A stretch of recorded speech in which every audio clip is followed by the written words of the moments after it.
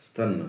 معاك عقد شقة ممكن ما يسويش حاجة، ولو سجل حد غيرك انت في خطر كبير. القصة دي حصلت فعليا ومش حالة نادرة.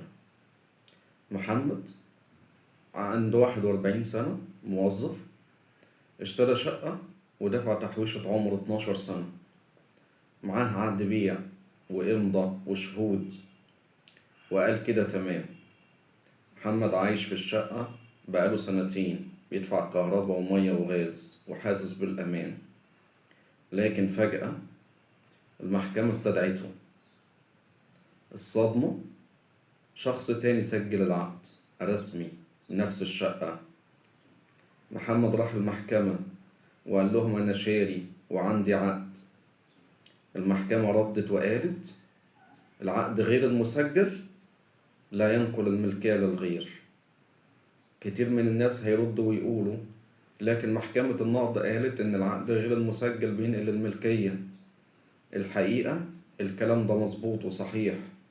العقد غير المسجل بينقل الملكية للطرفين فقط، يعني بينك وبين البائع. لكن لو جه طرف تالت وسجل عقده رسميا، القانون هيمشي مع اللي سجل. ممكن الشقة تضيع منك.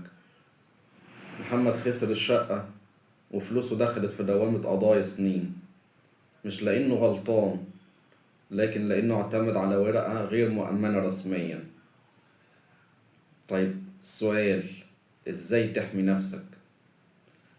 أولا، أي عقد بيع شقة لا يعتبر آمن إلا بعد التسجيل الرسمي في الشهر العقاري. ما تدفعش كل الفلوس إلا لما الملكية تبقى مؤمنة بالكامل.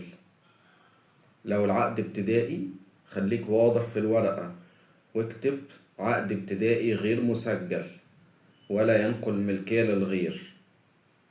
الخلاصة، العقد غير المسجل بيحميك من البائع فقط، لكن مش من اللي سجل العقد قبلك.